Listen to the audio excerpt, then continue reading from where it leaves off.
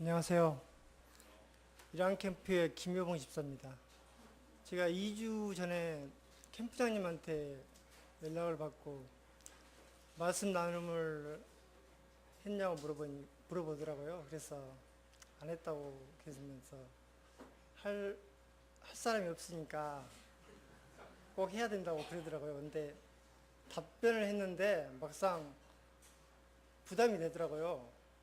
그래가지고 어떻게 해야 될지 몰라가지고 고민하다가 어떻게 해야 되냐고 물어보니까 편안하게 하시면 된다고 그러더라고요. 근데 지금 이 자리가 편안하지 않아요. 부담스럽고 다리도 후들 떨리고 그래서 그 그 얘기를 듣고 어, 생각을 하다가 망부가 적었어요. 적었는데 한 A4 3장이 되더라고요. 그래서 막 적다가 보니까 말이 엇갈리고 막 주소가 뭐 잘 안 되더라고요. 그래서 제가 읽는 동안에 정리가 잘 안 될 거예요. 근데 그걸 잘 보시고 이해해 주셨으면 합니다. 그리고 제가 저번 주 말씀에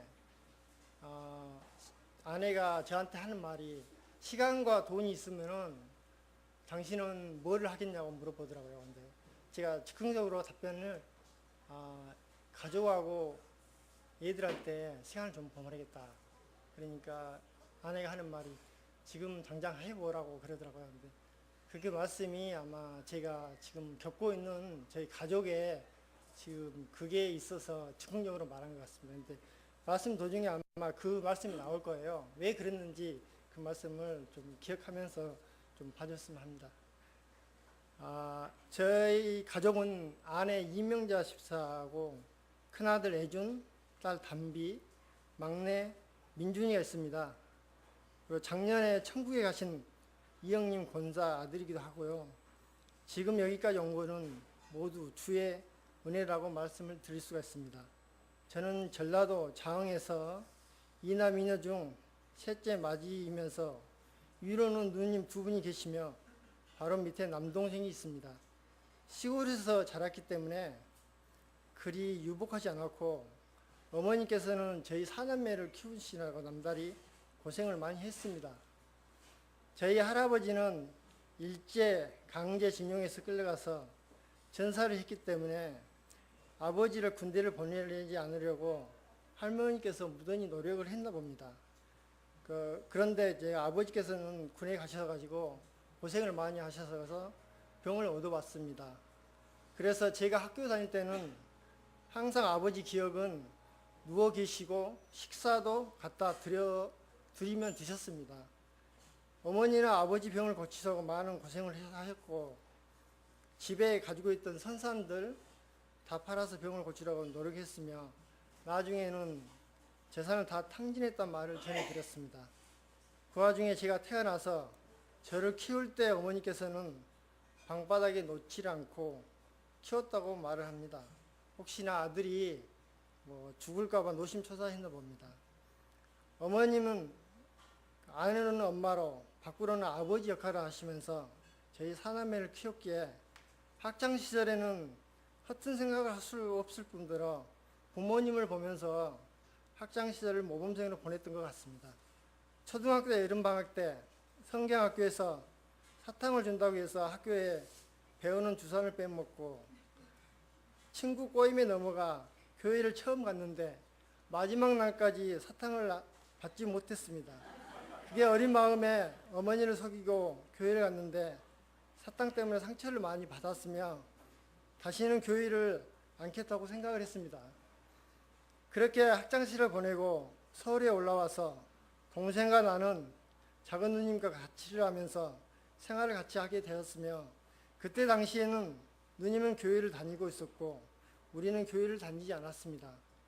주일이 되면 우리가 자고 있으면 누나는 자주 국동방송을 켜놓고 나갑니다. 어느 날 라디오에 흘러나오는 말씀 이사야 43장 1절에서 2절 말씀인 야곱아 너를 창조하신 여호와께서 지금 말씀하시느니라 이스라엘아 너를 지으신 이가 말씀하시느니라 너는 두려워하지 말라 내가 너를 구속하였고 내가 너를 지명하여 불렀나니 너는 내 것이라 내가 물 가운데로 지날 때 내가 너와 함께 할 것이라. 강을 건널 때 물이 너를 침몰하지 못할 것이며 내가 불 가운데로 지날 때에도 타지도 아니할 것이고 불꽃이 너를 사르지도 못하리니 이 말씀이 내 귀에 강하게 들려와 잠에서 깨어 성경책을 찾아 읽었습니다. 하루 종일 그 말씀을 묵상하며 그 뜻이 무엇인지를 알려고 노력했습니다. 그 말씀이 제게 주신 하나님의 메시지라고 생각이 들어 다시 교회를 나오게 되었습니다. 처음 신앙생활을 한 곳은 신림동 고신측 알곡교회입니다. 그때가 아마 1991년도 여름으로 기억납니다.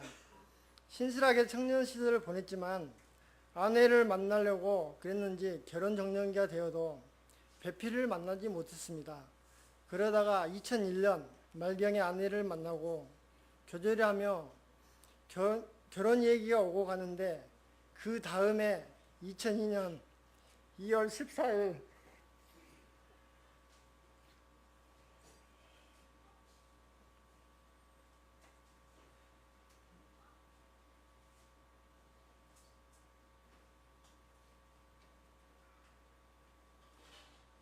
뇌출혈로 어머니가 쓰러져 조선대학병원 중환자실에 입원하는 소식을 듣게 됩니다. 어쩌면 결혼을 못하게 될까봐 불안해서 그때 당시 어머니가 쓰러졌다는 얘기도 못하고 아내에게 숨기면서 교제를 했습니다. 나중에 어머님께서 쓰러졌다고 광주병원에 중환자실에 입원했다는 얘기를 했는데 아내가 진주에서 광주까지 와서 중환자실에 누워있는 어머니를 뵈러 병원에 왔습니다. 그 후로 어머니께서는 보름 만에 깨어나서 의식을 차리게 되었으며 상견례까지 많이 호전되어 저와 아내는 2002년 4월 27일 결혼하게 되었습니다. 양재동으로 이사 오게 된 후에 신림동에서 교회를 계속 다녔는데 민준이를 가진 후에 아내가 너무 힘들어서 양조동에 있던 교회를 찾던 중 아내와 함께 2009년도 송구영신 예배 때 뜨인돌 교회를 오게 되었습니다. 지금까지 5년 남짓 된 것 같습니다. 뜨인돌 교회를 다니면서 하나님 말씀에 순종하며 잘 자라도록 노력하고 하나님이 기뻐하는 가정, 아름다운 가정을 위해 노력하고 있습니다.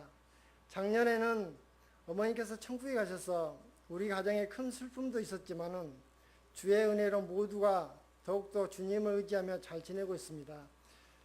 결혼생활 10년 동안 아내는 어머니 수발을 하면서 고생을 하였고 어머니의 몸도 예전처럼 돌아오지 않고 당뇨와 합병증으로 몸이 많이 악화되었습니다.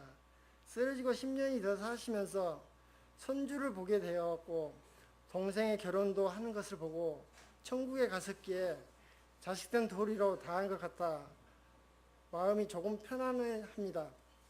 그런데 불과 결혼한 지 1년이 되지 않았는데 동생이 올해 7월 16일 날 허리 디스크 수술로 인해 입원하게 되었습니다.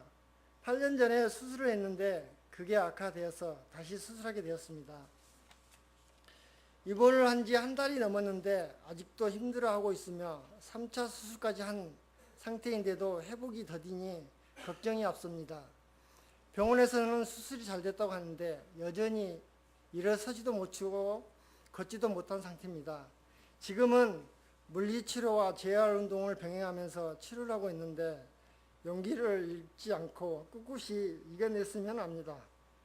병원에서는 재활병원에 가서 치료를 해야 회복이 빠르다고 합니다. 동생이 병상에 누워서 있는 모습을 보면 예전에 어머니께서 병원에서 고생하시는 모습이 자꾸만 떠올라 더욱더 마음이 아픕니다.